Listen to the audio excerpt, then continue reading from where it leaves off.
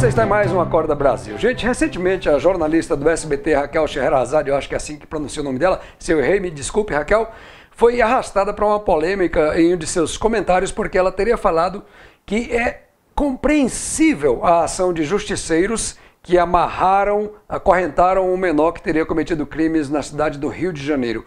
E aí, por causa dessa afirmação, o PSOL entrou na justiça contra a jornalista, afirmando que ela estava fazendo apologia ao crime.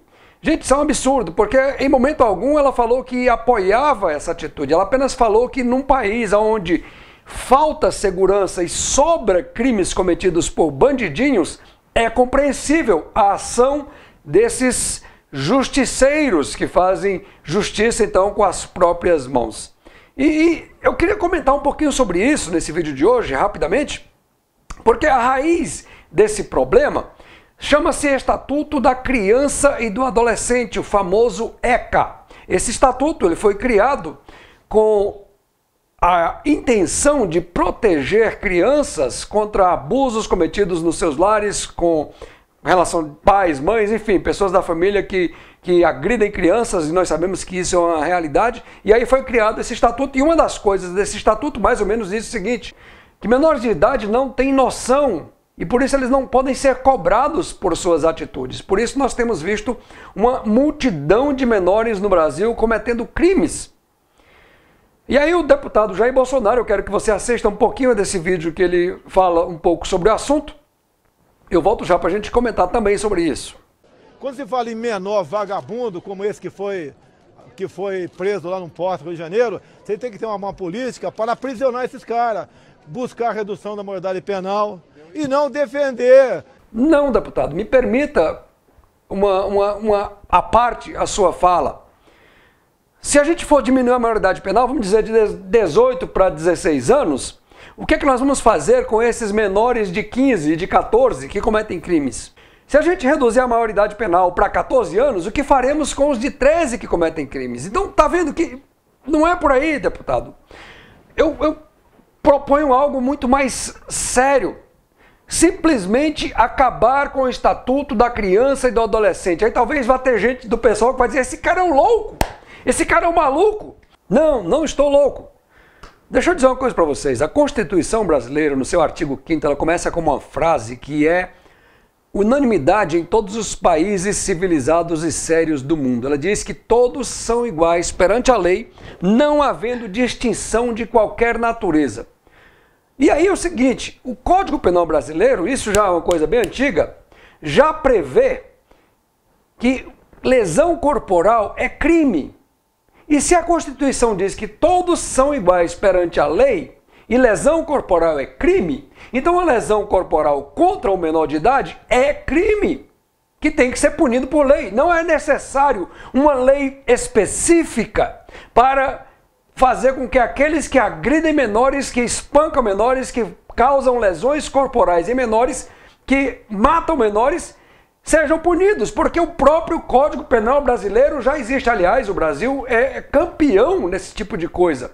Você quer ver um outro exemplo absurdo?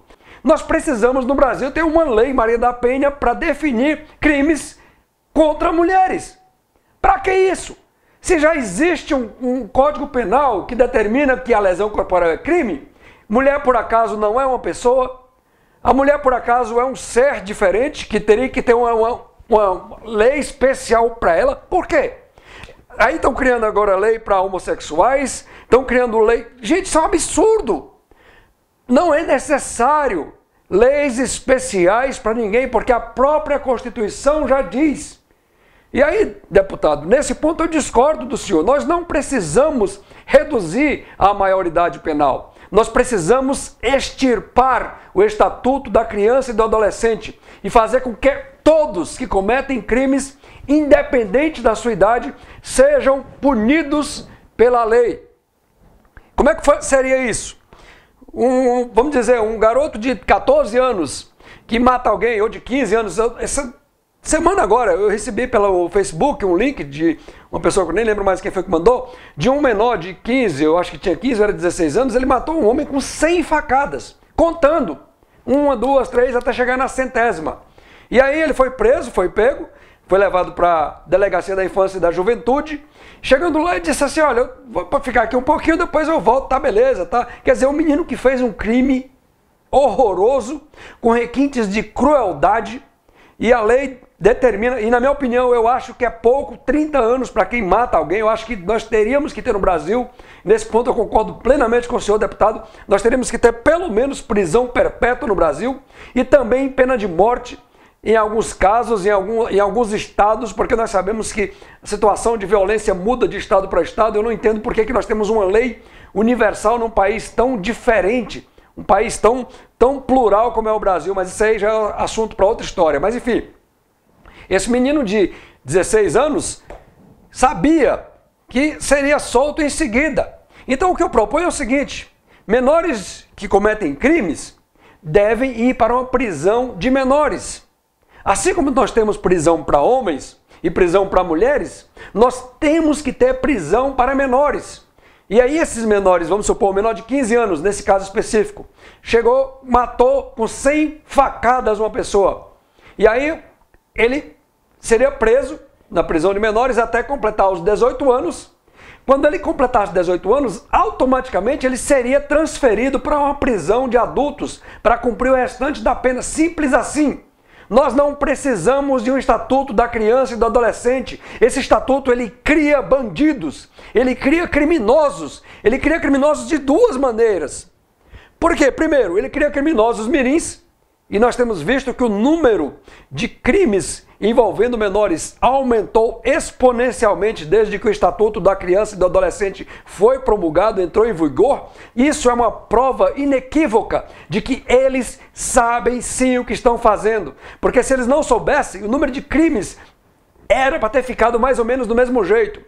Segundo, esse estatuto cria criminosos porque a polícia não pode fazer muita coisa, a lei oficial não pode fazer muita coisa, e aí entra nesse vácuo, nesse abismo, os grupos de justiceiros como esses que atuaram no Rio de Janeiro e que estão atuando por esse Brasil afora. E é perfeitamente compreensível. Agora, seus imbecis do pessoal, deixa eu dizer uma coisa para vocês.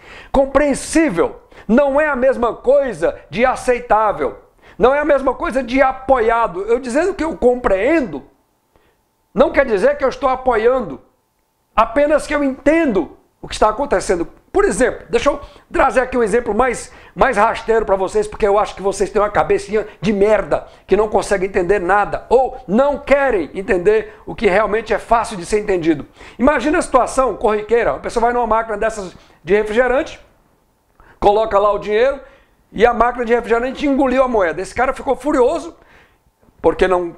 Lógico, o dinheiro dele ficou retido, ele não teve refrigerante, e então começa a quebrar aquela máquina lá. Isso é compreensível, porque ele foi roubado, vamos dizer assim, no seu dinheiro por aquela máquina.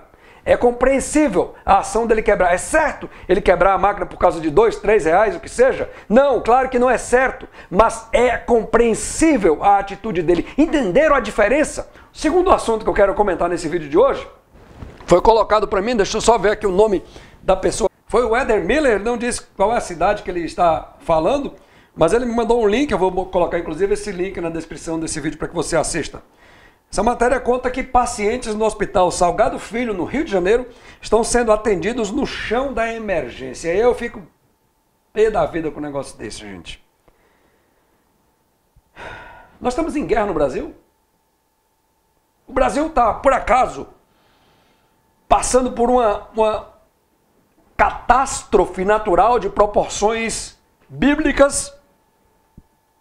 Nós fomos vítimas no Brasil de, sei lá, um terrorismo como aquele que aconteceu no 9 de setembro nos Estados Unidos?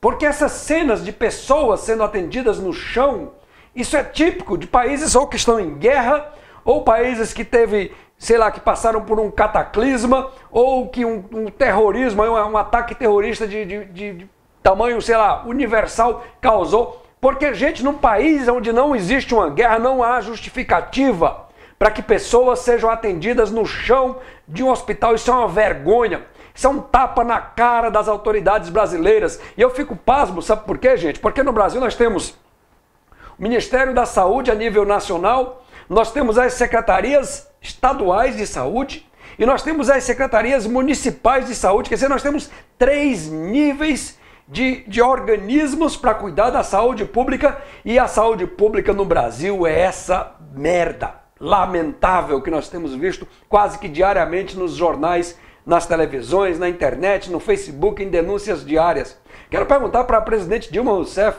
se nós estamos tão bem assim a ponto de emprestar sei lá quantos milhões mais que foram para Cuba para construir aquele porto, e mais outros milhões que foram perdoados de dívidas de ditadores africanos, dinheiro jogado nas obras da Copa, obras superfaturadas. Gente, se eu for ficar falando aqui, esse vídeo vai ter 3 horas de duração, mas eu quero perguntar para a presidente Dilma Rousseff e para os assessores dela, se nós temos tanto dinheiro assim, por que que nós temos pessoas sendo tratadas em chão de hospital, minha gente?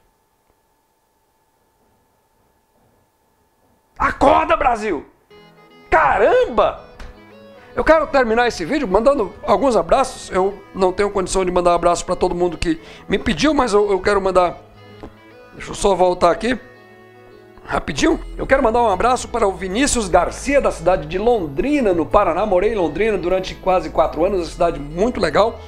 O norte do Paraná inteiro é muito legal. O Carlos Alberto, ele não falou a cidade, mas um abraço para você, Carlos Alberto. E o Tom Campos, de Floresta, Pernambuco. Um abraço para você também, Tom. Vou ficando por aqui nesse vídeo. Se você gostou, não esquece, dedinho para cima. E a gente vai se vendo nos próximos vídeos, tá, galera? Fui!